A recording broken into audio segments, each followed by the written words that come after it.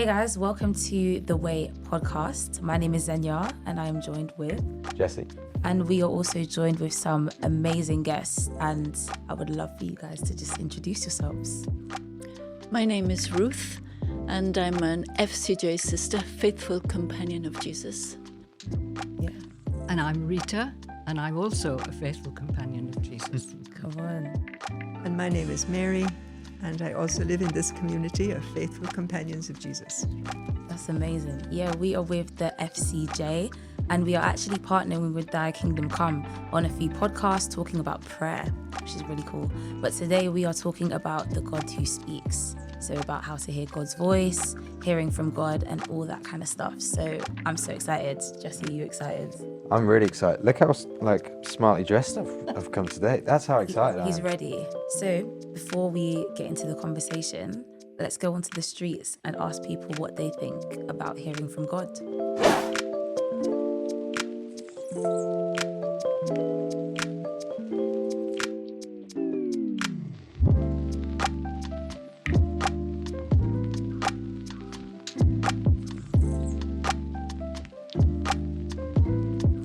Since you're members of FCJ, to get to that point and to decide to commit yourself, how did you feel that sense of peace? How did you know that it wasn't just this could work for a bit type piece, but it was actually like, no, God's calling me here?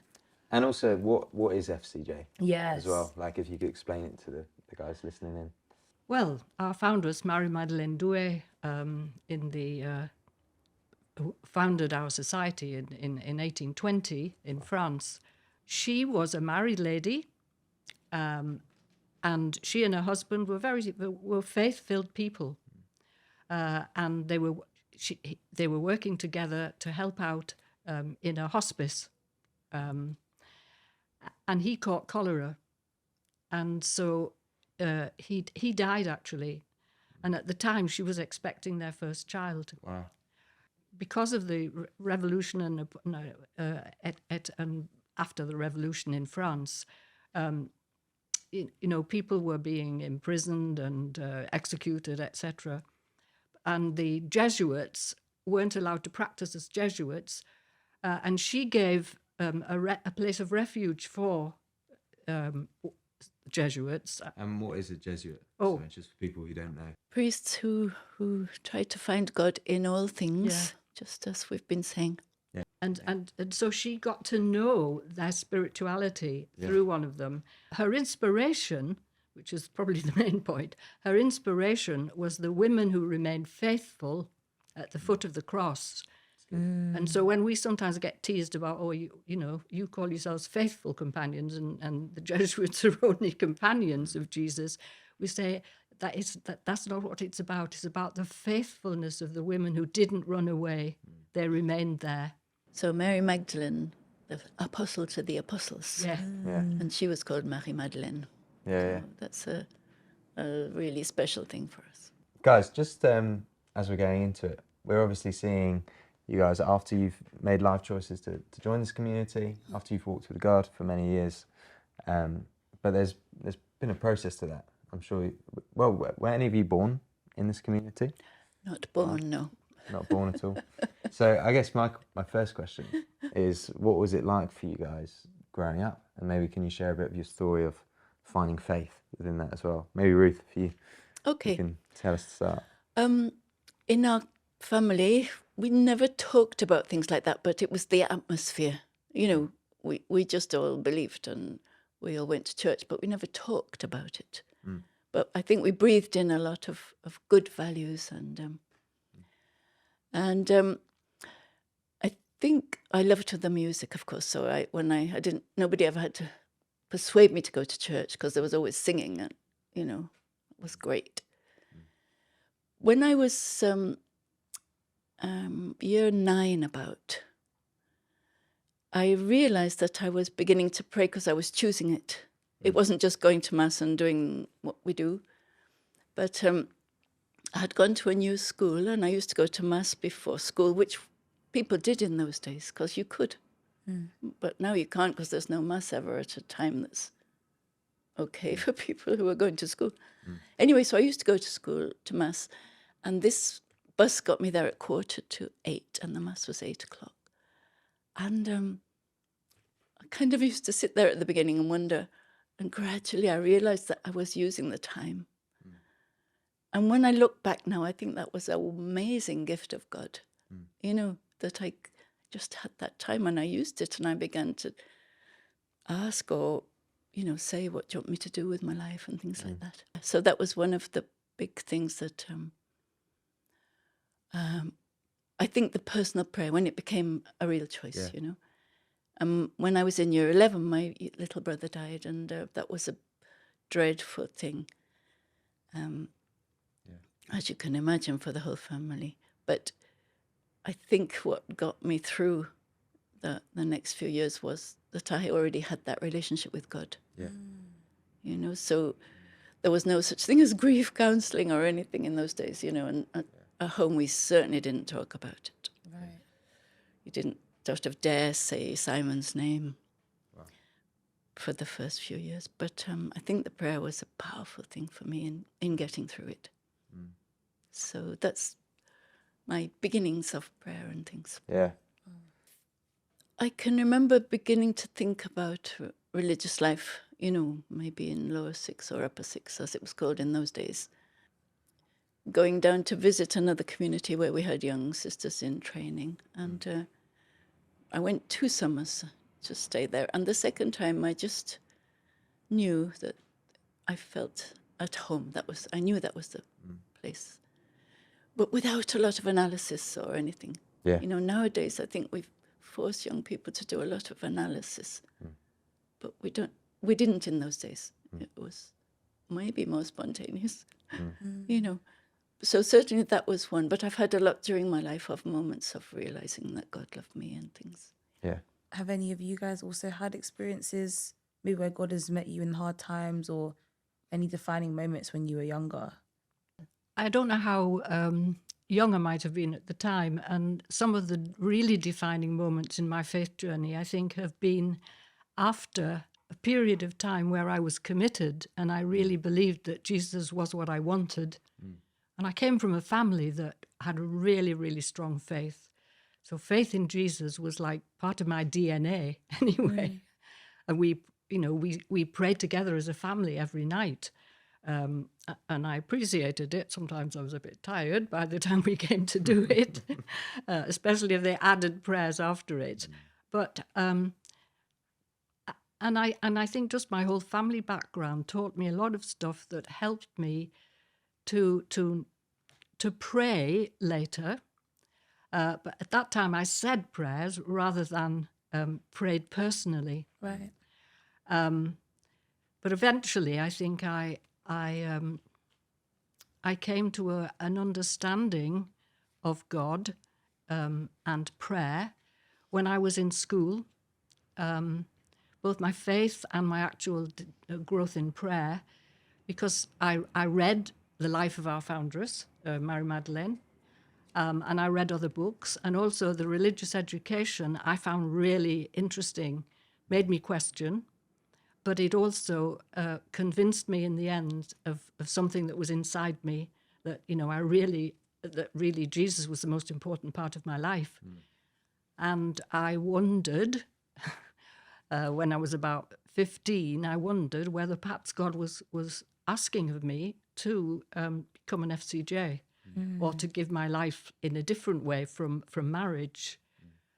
But, I went off it a bit because I wasn't sure I could manage some of what living religious life would actually mean, like no marriage and not that particular intimate kind of relationship. Yeah. But relating to prayer in school, out of my own accord, I asked one of the FCJ sisters who taught me, and I don't know where it came from, but suddenly I said, I'm going to ask her to teach me to pray. Oh. Now, pray was not the saying of prayers, and she did very kindly. She arranged to meet up with me, and she explained to me what I now realize were basic Ignatian ways of praying. And that was the beginning of what I would call a more personal way of praying. But I still had a few big hurdles to go through. later, and that was when I was already teaching and teaching religious education. I remember I was washing up in the, we had a little room there because there were about 6 of us working in that school at the time. And I was washing up. Suddenly I looked out the window and I have no idea where it came from. I suddenly had a sense that God loved me. Wow. You know, and I struggled a bit with that in my life to really believe that God loved me. Yeah. And then at a later point, I was struggling when I was doing my theology degree, and I'd overworked. And I remember being up a mountain in Switzerland, and this is just the second moment that came into my head as we were talking. And we were on the top of the mountain, and I wasn't really in good shape at the time. And I walked away from the little group that was there, and I looked out over the mountains, and I suddenly had a sense of God's presence. Wow. And that has become for me sort of the central part of my prayer. Wow. Yeah, the presence of God. Presence of God. Yeah. Essential. And Mary, just as the final, last but not least, just like growing up, what did that look like, and defining moments with God? I faced into this retreat in 1992, and I was the sacristan, so I had arranged we had exposition of the Blessed Sacrament after supper, and I'd arranged with nice wood and for the Blessed Sacrament to be exposed on the altar in chapel. And before the Holy Hour, I just said, I was playing, somebody had given me this music called Zamfir, and I said I'll get this music and listen to it. So I took the CD out and put it in, and it wasn't Zamfir. It was Father Alfonso talking about the personal vocation. Wow. So I turned it off, and then I said, no, I'm going to listen to it. So I listened to it, and I went to adoration that night, and I discovered my personal vocation, which it's just a little echo of God's name for me, and it comes regularly back to me. So that's a little bit about a little bit about my journey. I'd say one of the big struggles with my generation is because we're very aware of everyone around us and what everyone's doing. We're constantly wondering for ourselves what the next step is, and we're constantly moving on to the next things. And I guess within the busyness kind of culture, how do you think what's your encouragement to like our generation for kind of hearing God's voice? I think in my early years as an FCJ sister, what really helped was there was a structure to the day. So we had meditation together, we had mass together, we had evening prayer together, and for me personally, I pray better in the morning than in the evening, because the evening is too much full of the day. So I pray better in the morning. But also on a day that I can't give the full time to prayer, personal prayer, I mean, I would just go to chapel and sit for 10 minutes, or I would, during the day, say, gosh, I haven't had time to pray yet. So, and it mightn't be even in chapel, it just might be a moment of saying, and it might sometimes be something that I'm doing and that I just don't know what to do about it. And that'll be, oh yeah, well, just ask the Lord. So it's a kind of, it's both and. It's, for me, it's the structure, as well as when the structure breaks down or the choice of time breaks down, then something else comes into play. But there's that memory is there all the time. I haven't prayed, or turn to the Lord, or just look out the window sometimes. Just look out the window sometimes, like that. Just like taking the moments, right? Yeah. And not being afraid that if it's not an hour, or if it's not 2 hours, Yeah. even if it's just 10 minutes, sitting in a chapel, it's like, oh God, here you are. Yeah. Go on, Ruth. I think that building in a tiny little bit of discipline is great. Even if it's 10 minutes in the morning and 10 minutes in the evening. Just because it's a kind of security, I think. But also, I think prayer doesn't have to be really complicated. for the 10 minutes, you don't have to think, what am I going to do? Just talking is okay, but listening is really important as well. So one of the things that I think is wonderful is just to breathe. Just to have 10 minutes breathing in God's presence, but then making the connection, here I am, the creature, and here I am with God, my creator. And if I'm breathing in the life that God is giving me at this very moment. God is creating me, recreating me at every moment. Every moment can be a new start. And that is extraordinary. We speak to God, but God also speaks back. And if we're always focused on the talking and we never focus on the listening, then we always miss half of the conversation with God. And I think that's something that I do a lot as well. Sometimes I'm like, God, I want to tell you everything that I'm going through. But like you said, Mary, like God already knows. He already knows. And I just wanted to ask, maybe Rita, like you said that there was a moment where you learned to pray and you went to someone and you were like, teach me, like, what is prayer? Like, how do I talk to God? What would you say are maybe some of the misconceptions that you had of prayer? And like, what do you know now that you've learned? When I was teaching, teaching about prayer, I used to talk, or working in a retreat centre, I used to talk sometimes about appointment prayer. And at one time, you'll know this is a long time ago, I used to say telegram prayer. Wow. But What's that, sorry? No, I'm joking. exactly. So I've changed that now, and I tried to think, what can I say? So I said text prayer, Nice. perhaps text prayer. I like that. So, I think, they've both said something about that, but that text prayer, especially perhaps as we're learning to be able to set some time aside, is really important. Mary said about when she was working and then she sort of kind of said, oh God, how am I, help me here. Just that sense of just referring to God throughout the day in some ways, or especially when I'm stuck. We were just talking outside before we came in, and I think prayer, presence and awareness are key words for us in our living anyway. But in order perhaps to grow into being able to set time aside to be present to God, it can be present in those split-second moments throughout the day. That's great. And especially, if you're stuck. And I was saying, we do accompaniment, spiritual accompaniment. And sometimes I would be aware, I would be saying, I'm listening to this and listening really hard, and I'm thinking, I don't know what I'm going to say in a minute. And I say, come on, God. Yeah. And it happens. It just happens. Yeah. And I say something. And it's totally, it's totally God. But that's a moment of me, of not me, I mean. It's always God present anyway in the accompaniment, and doing it. But just that moment of being in touch with God, which is prayer in itself. And I think that might be a helpful way for some people as they're learning to pray, to talk, to emphasize that little bit, and encourage them to then perhaps take a few more minutes then, to start small. And Bit by bit, Yeah. step by step. Yeah. I like that. Yeah.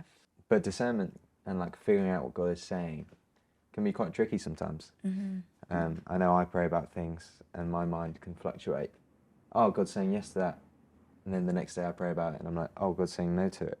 How do we practice hearing from God? I suppose I can just give a very quick answer to that one. And it was reiterated. We watched a webinar from Stonyhurst on Good Friday and Holy Saturday. And one of the questions was, the lady in the audience asked, how do I hear what God is going to say to us? Because, there's so many things coming at us from outside. Yeah. And the Jesuit who was talking, Nicholas King, said, Ignatius in the spiritual exercises has many rules about discernment of spirits. And he said, if what you're doing and if what you're being guided to brings you peace and calm, then that's the good spirit. Now there are other rules as well, and my two companions are experts on the rules for discernment. But that for me is just the key. If it brings us calm and peace, that's enough for the confidence to to go forward. And what about the moments where there's not peace? Keep working. Keep working for peace. Keep praying. Yeah, Keep working. back to the drawing board. Yeah, that's helpful. Another suggestion from Ignatius is to write down, to get it outside oneself by writing down. So, like the advantages and the disadvantages of making this decision. And then the advantages and disadvantages of not making this decision, which sounds strange because it's almost a mirror image, but it shows all sorts of different strands. Yeah. And put everything down, the tiniest reason and the biggest reason, just write it all down. That's And great. often you just see at the end which is the better. And then the little rule that I love is if your life is generally going towards God, then the good spirit will be giving you peace. Yeah. And the bad spirit will be disturbing you Yeah. if your life is basically going in a good direction. I was just thinking one of the other things is to kind of look at yourself and said, how have I come to good decisions in my past? What helped me towards that? And what in my life sometimes gets in the way of me hearing God or coming to a good decision? So it's like, what are my tendencies? The flesh. Yes, yes, the kind of my compulsions, my tendencies. To look at them, if I am wondering what to do, apart from the, perhaps deeper things that Ruth has spoken about, just to say, what gets in the way for me of making good decisions? I guess the common string is peace and feeling God's peace when he speaks to you and then making decisions from that. And I know for myself, I can't speak for you, but I know for myself, peace has always been a thing. Whenever I'm stuck, I'm like, God, give me something. I need to make a decision and I don't know what to do. Or God, is this where you want me to go? There's always just that tangible sense of peace that you can't really explain. Kind of like that Philippians 4 piece of that transcends all understanding. How have you found Jesus meeting you in your commitment to him? Love to bring scripture into this. Yeah. Because that's been one of the powerful things for me when I discovered that scripture is alive and active. Yeah. And something when I was really struggling with something that I needed to be healed from. And that bit in Mark 1, when the leper says, if you want to, you can heal me. And hearing Jesus say, of course I want to. Which is part of Ignatian prayer, being with it and being with our imagination in a gospel passage and believing it's happening now. Yeah. When I was entering, my godfather said to me, what a waste of a farmer's wife. Wow. And, I never thought of being a farmer's wife, to be quite honest. But I think for me, the story with Jesus, because I had aunts who were nuns, so I was very aware of nuns. Yeah. And we went to school to nuns, and I was a boarder with the FCJ sisters. So it was just such a natural kind of, it didn't sound countercultural for me at all. There was companionship, there was community, there was support for prayer, there was a lot of joy, and a lot of young people. And that was for me carrying, that was something that carried me in my relationship with the Lord. I think Jesus became really so important to me that I hungered to get to know Jesus better through scripture, through experiences of in prayer. But I'd also say that, Pope Francis, in things that he has said, have helped me enormously as well, in that sense of the reality of Jesus in the tough times and the good times. And something that came out and which stays with me at the minute when I might be struggling with something is that he said that somewhere that we talk about the presence of God, and he said, we need to balance that God is present in me and that I, in my heart, and I am in the heart of God. Now that really I find very supportive in my own little struggles and knowing that I can trust that God within to help me through. I absolutely loved John's Gospel. Yeah. And I think what I learnt somewhere through studying John's Gospel as well, Jesus' suffering in his way of not quite knowing what to do at times, his discerning and whatnot, has helped me in the moments when I've been trying to discern. That's great. Yeah, guys, we have loved having you on this podcast today. So good. And just like as a brief summary, just to help my brain and just help the listeners, because we've had a well of information, a well of goodness. We've learned today that finding God in like the small moments is really key. Like as you walk around, just taking 10 minutes for chapel, but also setting some like disciplinary practices is Yes. brilliant. Like let's get some discipline in. Let's pray in the mornings. We've learned that as you just brought, like the Bible is active. It's like real. So let's read it. And also that when we try to discern things, sometimes it's not always clear, but there's common sense to it, I'd almost say. Yeah, it's been great. Thank you guys so much. We've loved every minute of this. And thank you for listening, for watching. And we can't wait to see you on the next podcast.